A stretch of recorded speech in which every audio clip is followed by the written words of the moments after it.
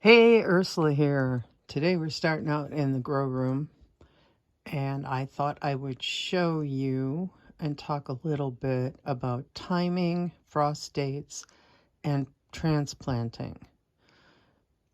I've determined all these guys could go outside, but they're not going to. And I'll show you why in a minute. These are all warm weather plants. You can see I have my Thai basil, I have some eggplant, some tomatoes that aren't overly big. Up here I have more basil. I have some lavender and I think one tomato. And those really could be sitting outside and getting used to being outside.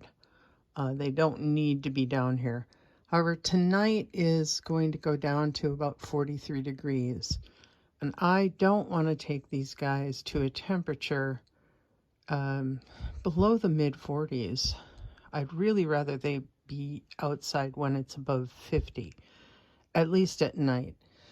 And because there's only one of me and I only have so much space upstairs, I don't want to be taking them in and out and in and out. If I had a place to do that, that would be fantastic. That would be the way to do it.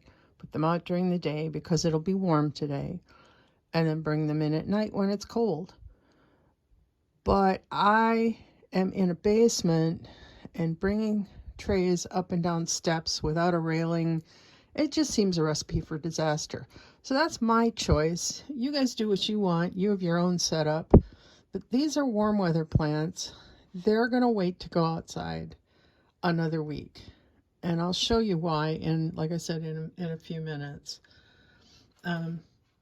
Over here, I'm going to start down here. Sorry about the bright light there. We have grow trays. This will be better. We have grow trays. And you can see that the hollyhocks here are about ready to be transplanted. I have basil. I already transplanted some of the nasturtiums. Those are all up here.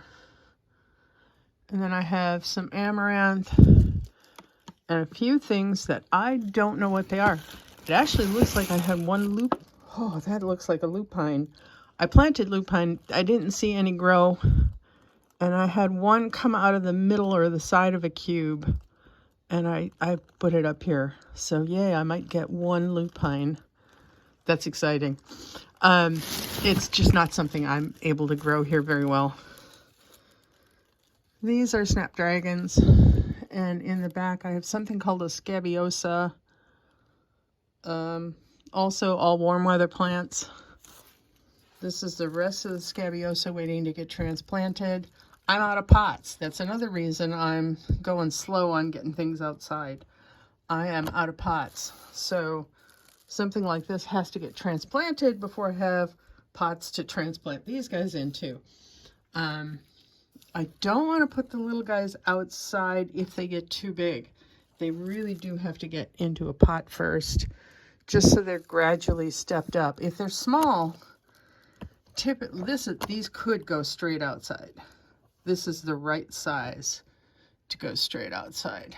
But I'm afraid if they like it out there, they'll grow really big before I can get them into the ground. That's the flip side of that. And once they start sticking to the other cubes, I can't separate them. That's another problem. Other problems are nothing's growing in here. We did get a few cucumbers coming up. They were a little slow. So we got one here doing well, one just poking up, another one back there, two more back there poking up. So hopefully we'll get those outside soon. I actually just planted cucumbers on the fence line direct seed without growing them inside. There's always still a danger of frost, and it's possible I lose what I planted outside. These guys are just starting to come up. I have some watermelon this year. Looks like some of the gold melon is coming up too. So that ought to be exciting. I have to figure out where to put those. And like I said, some of these guys need to be tried. These are zinnias here. I think there's only 2 that need a pot. The rest can wait a bit. They're still tiny. These guys can wait. They need to be bigger before I transplant them.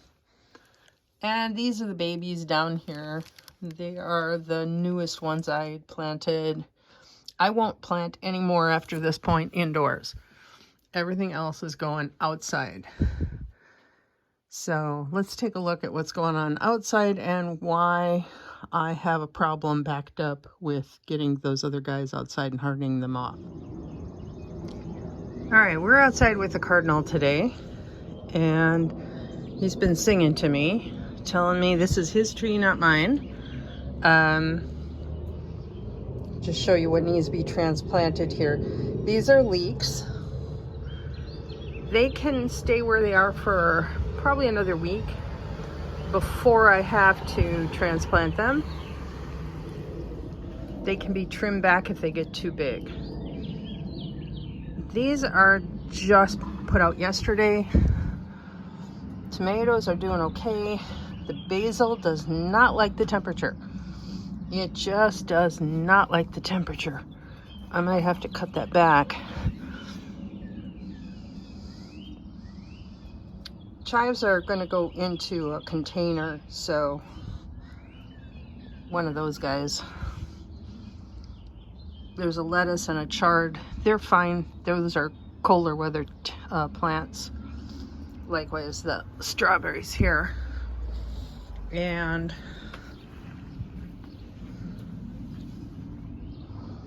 here I have alpine strawberries. They're a cold weather plant, thyme, and some cabbage.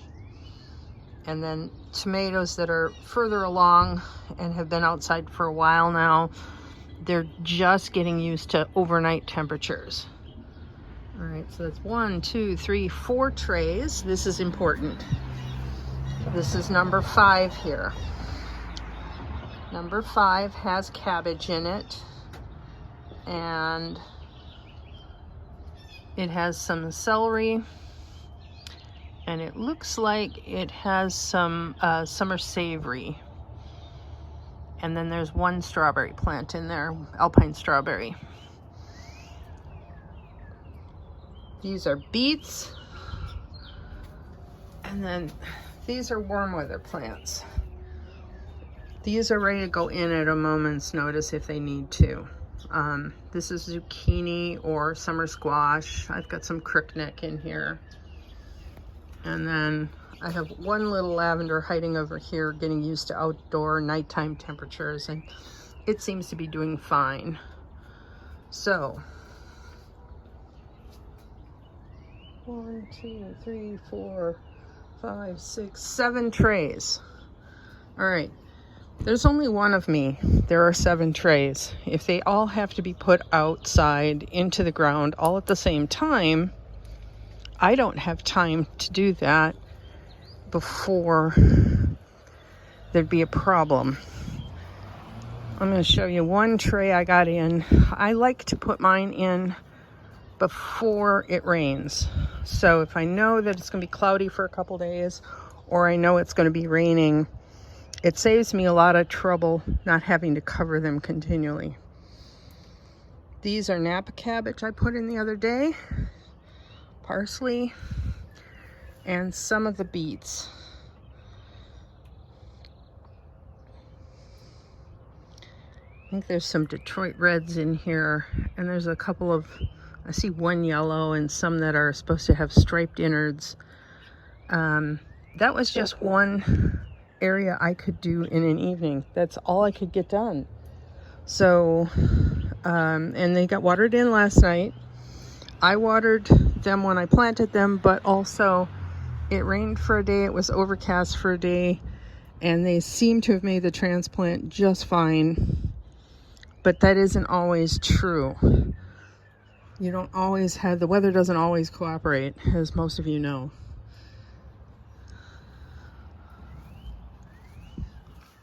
This is garlic. that was planted last fall. This is a volunteer fennel. I have no idea what's going on there. We got something blooming. Probably weed. Looks like a sow thistle.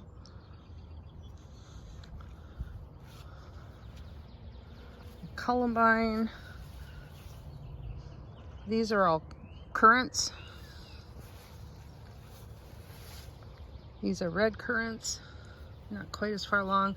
This is all I could get done last night, was this little section here. I put in some leeks. I put in the Johnny Jump Up, and behind it I planted direct seed, planted some of the cucumbers that I mentioned. Now the cucumbers that I will transplant will go on the other side over here once they've hardened off. That's going to be about 10 days away. Our frost date is typically the 15th of May. That's really important to know your frost date. Our weather shows no temperatures below 43 degrees on any night in the 10-day forecast, which takes us up to the 15th. However, that doesn't mean that we couldn't have frost Memorial Day weekend. Even though our last average frost date is the 15th, we've had frost as late as the 6th of June.